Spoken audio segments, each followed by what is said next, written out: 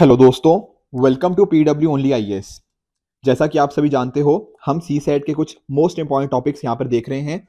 आज के सेशन में हम कैलेंडर समझने की कोशिश करेंगे। अब बहुत सारे स्टूडेंट्स को ना कैलेंडर से बड़ा डर लगता है और उसके पीछे का रीजन भी है, क्योंकि 28 मई जब आपका प्रीलिम्स होने वाला है वो डेट काफी नजदीक आती जा रही है। पर कैलेंडर एटलीस्ट ऐसा टॉपिक होगा सी सेट के अंदर जहां पर आपको डर नहीं लगेगा। क्यों? क्योंकि आज हम इस टॉपिक को बहुत अच्छे से समझ लेंगे। अगर आपने नोटिस किया हो ना, तो हर साल लगभग एक क्वेश्चन सिमिलर टाइप का यहाँ से देखने को मिलता है, पर स्टूडेंट्स फिर भी हर साल गलत कराते हैं। रीजन क्या है कि पता नहीं है कि कैसे सॉल्व करते हैं। ट्रस्ट मी, अगर आपने वीडियो पूरा देख लिया, आप कैलेंडर के रिगार्डिंग जो इस तरह के क्वेश्चन आते हैं उनको कभी गलत नहीं करोगे। ये मेरा चैलेंज है आपके साथ, ठीक है? अगर वीडियो के बाद में भी लगता है कि नहीं है तो बता देना मुझे, पर ट्रस्ट मी, ये मैं आपको चैलेंज कर रहा हूँ कि आप इसको अच्छे से कर पाओगे।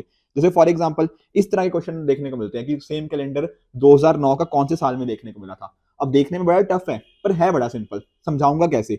इससे जस्ट पहले मैं आपको थोड़ा शेड्यूल बता दूं। जैसा आप सभी जानते हो, मंडे वेंसडे फ्राइडे को हम कुछ GS1 के इंपॉर्टेंट कॉन्सेप्ट देखते हैं, प्लस साथ ही साथ हम प्रीवियस ईयर क्वेश्चंस भी करते हैं, जहां पर हमने प्रीएम्बल हो गया, ठीक है, और साथ ही साथ इकोनॉमी के भी हमने concepts with regards to inflation देख चुके हैं। सिमिलरली ट्यूसडे को हमने इस बार हमने सीक्वेंस टॉपिक देखा था, और आज थर्सडे को हम क्या देख रहे हैं? हम देखने वाले हैं कैलेंडर का टॉपिक, ठीक है? तो इस बात को ध्यान में रखिएगा, इस पर्टिकुलर सीरीज को आप अच्छे से फॉलो करते रहिएगा, ठीक है? एक छोटी सी इन्फॉर्मेशन आप सभी के लिए है जो 2024 के लिए तैयारी कर रहे हैं। एक इंपॉर्टेंट मॉडल है CTR, क्लास टेस्ट रिवीजन। अब ये 2024 का जो फाउंडेशन बैच है ना, उसको हमने बहुत ही रिसर्च के साथ एक बहुत ही इनोवेटिव मेथड में बनाया है, जहां पर यूपीएससी की जैसे चेंजिंग रिक्वायरमेंट्स के हिसाब से सारी चीजें अलाइंड है। जैसे फॉर एग्जांपल यहाँ पे प्रीलिम्स, मेंस, इंटरव्यू, सारे कंपोनेंट्स को डेफिनेटली कवर किया गया है, प्लस साथ में ही क्लास टेस्ट रिवीजन, ठीक है ना? आपके क्लासेस के कॉन्सेप्ट्स आपके ठीक होंगे, मल्टीपल टाइम्स आपका टेस्ट होगा, रिवीजन आपको करवाई जाएगी, प्लस साथ ही साथ इवेल्युएशन का कंपोनेंट भी यहाँ पर इंक्लूडेड है, ताकि आपकी तैयारी बहुत अच्छे से हो पाए। तो अगर आप इस कोर्स के अंदर एनरोल होना चाहते हो और बहुत सारे फीचर्स का फायदा उठाना चाहते हो, तो डेफिनेटली आप इस नंबर पर कांटेक्ट कर सकते हो। कोई भी क्वेरीज होंगी, तुम्हारी टीम यहाँ पर आपके डाउट को रिजॉल्व कर देगी। अब करते हैं अपने कैलेंडर टॉपिक की बात, बिल्कुल बेसिक से समझेंगे। देखो, एक वीक में कितने दिन होते हैं? 7 डेज, ठीक है? बिल्कुल। सर, एक साल में कितने दिन होते हैं? देखो, साल दो तरह के हो सकते हैं। एक होता है आपका नॉर्मल ईयर, एक होता है आपका लीप ईयर। जब मैं बात करता हूं नॉर्मल ईयर की, तब कितने दिन होते हैं? 365 डेज। जब मैं बात करता हूं लीप ईयर की, आप जानते हो ना यहां पर क्या होता है? 29 फेब एक अलग से डेट ऐड हो जाती है, बिल्कुल। तो यहां पर डेज हो जाते हैं भैया 366 डेज। तो ध्यान क्या रखना है? नॉर्मल ईयर में होते हैं 365 डेज और लीप ईयर में 366 डेज, ठीक है?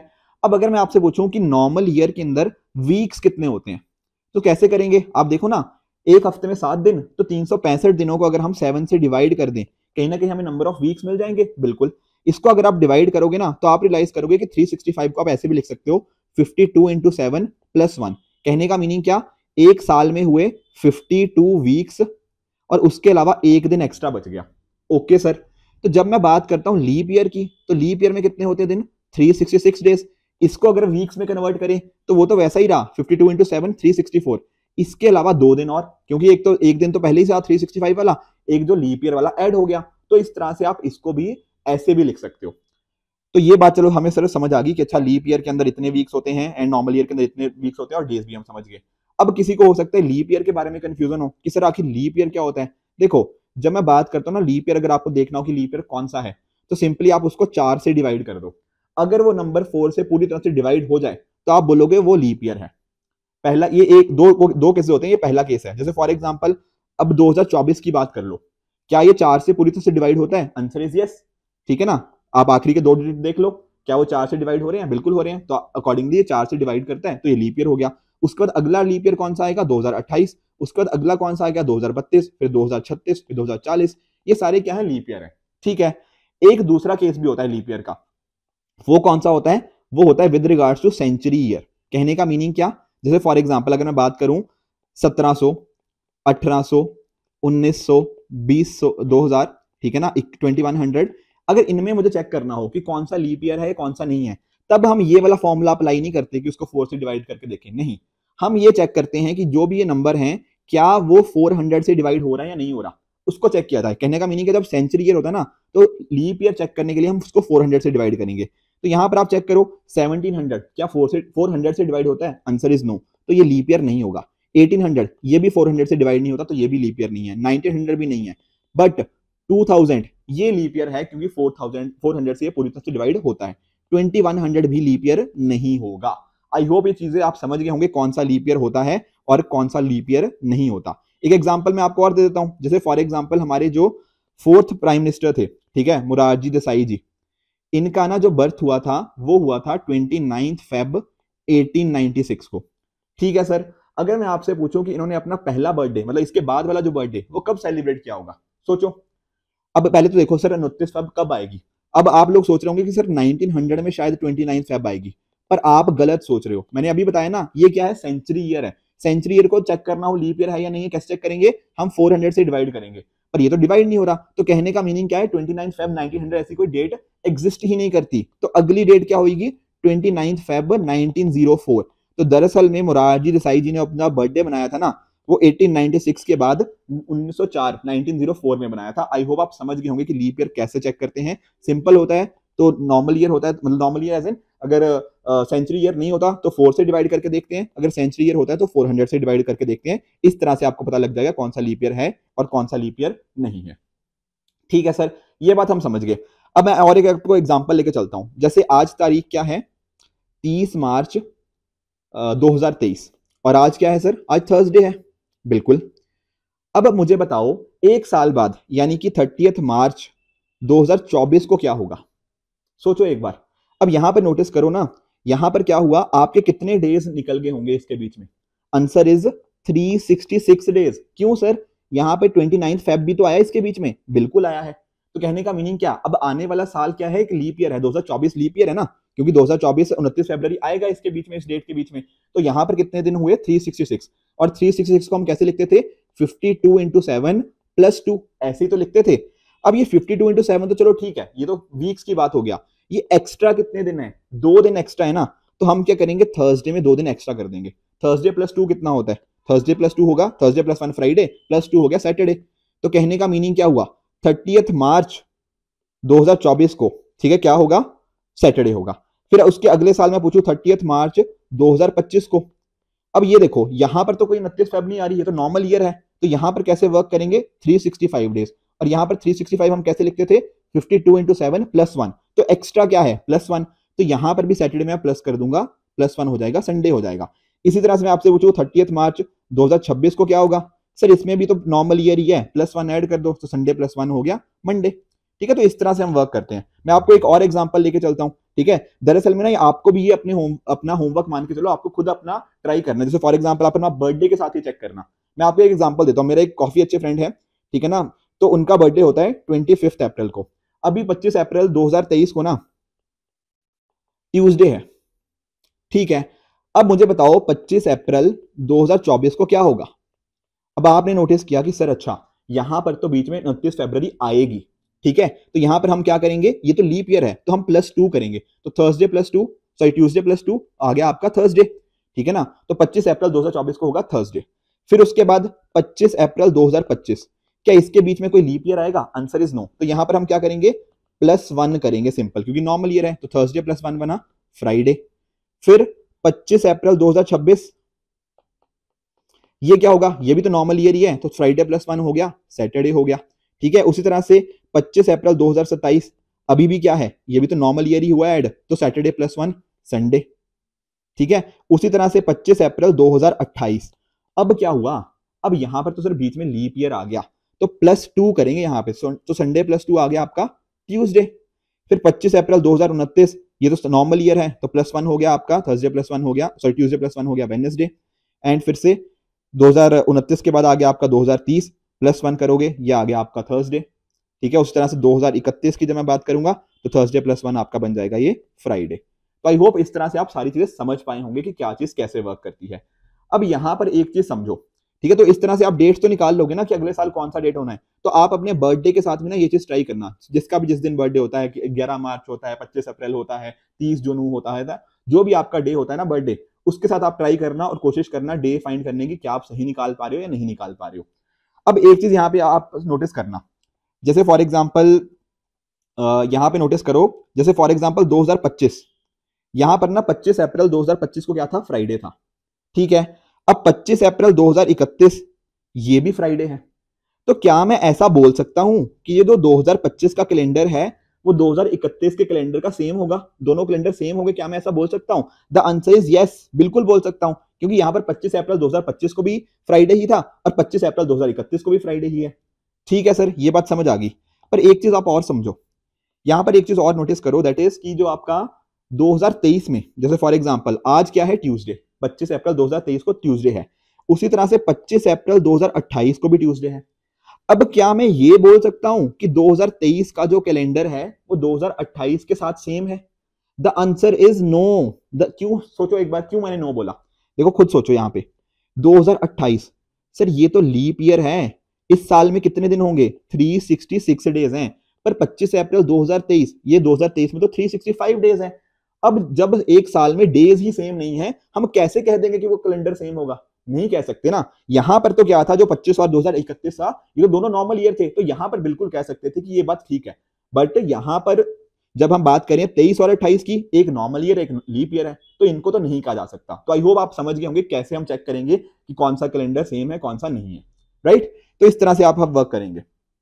ठीक है, ये तो हमें चलो समझ आ गया कि कैसे करते हैं। इसका ना एक शॉर्टकट तरीका भी है, एक्चुअल में समझना जरूरी था। बिना कॉन्सेप्ट के ना फॉर्मूला रटोगे ना तो कहीं ना कहीं आप आगे नहीं बढ़ पाओगे। अब मैं आपको फॉर्मूला बता देता हूं। फॉर्मूला सिंपल सा है, आपको चेक करना है simply difference plus leap year. मैं आपको एक एग्जांपल समझाता हूं। अभी जैसे हमने क्या देखा, 25 अप्रैल 2023 क्या है? ट्यूसडे। अगर मुझे आपसे पूछना है कि 25 अप्रैल 2030 को मुझे बताओ क्या दिन होगा, क्या डे होगा उस दिन, तो आपने क्या करना है, ये दो डेज देखे, 2030 और 2025 दोनों के बीच का डिफरेंस ले लो। डिफरेंस कितना है? 7। 2030 माइनस 2023 करो, 7 आ गया। प्लस साथ में इनके बीच में कितने लीप ईयर आए, खुद बताओ। एक आया सर 2024, एक आया 2028, दो ही आए। तो 7 के साथ ना हम +2 कर देंगे, तो डिफरेंस तो था ही, plus number of leap year in between कितने आए? 2। तो 7 + 2 कर दिया। अब इसको कर देंगे 7 से डिवाइड। सर 7 से क्यों डिवाइड किया? क्योंकि 7 नंबर ऑफ वीक्स, मतलब एक वीक में कितने नंबर ऑफ डेज होते हैं? 7, इस वजह से डिवाइड किया। फिर इसका रिमाइंडर निकालना है, तो निकालो। 7 + 2 बना 9, 9/7 का रिमाइंडर कितना आया? 2। अब सिंपली क्या किया, ये ट्यूसडे में आपने +2 कर दिया, तो आंसर क्या बन जाएगा आपका? थर्सडे। आप चेक करें ना, अभी मैंने 2 मिनट पहले जब मैंने पूरे डेट्स लिखी थी ना, तो उसमें 25 अप्रैल 2030 मैंने थर्सडे ही बताया था। तो इस तरह से सिंपली क्या करना है, डिफरेंस प्लस लीप ईयर, उसका डिवाइड करो 7 से, फिर रिमाइंडर निकालो, आपका आंसर मिल जाएगा। सर ऐसे थोड़ा समझ नहीं आया, आप प्रीवियस ईयर क्वेश्चन समझा दो। जैसे फॉर एग्जांपल चलो इसको देख लो, यहां पर क्या पूछा कि 2009 में सेम कैलेंडर किसका है, कौन से ईयर का सेम कैलेंडर है। अब एक चीज नोटिस करो, पहले तो 2009 क्या है? Normal year. अब इन ऑप्शन में अगर आप नोटिस करोगे, ऑप्शन नंबर सी नोटिस करो, 2016, सर ये तो लीप ईयर है, नॉर्मल ईयर कभी लीप ईयर के इक्विवेलेंट हो ही नहीं सकता। तो हमें इतना तो पता लग गया कि सर ऑप्शन सी तो पक्का ही पक्का गलत है। ठीक है, अब हमें क्या ट्राई करना है, ए, बी और डी। तो क्या करेंगे, 2018 और 2009 को पकड़ो। क्या करना है, simply difference plus leap year divide by 7। Check करो, 2018 माइनस 2009, डिफरेंस कितना है? 9। लीप ईयर कौन कौन से आए इसके बीच में? एक आया 2012, एक आया 2016, दो ही आए हैं बिल्कुल। तो 9 + 2, लीप ईयर 2 आए हैं, डिवाइड बाय 7 करो। 9 + 2 11, 11/7, इसका रिमाइंडर आता है 4। रिमाइंडर 0 आना चाहिए ना, तभी तो सेम कैलेंडर होगा, पर यहां तो रिमाइंडर 4 आ गया, तो सर ऑप्शन ए गलत है।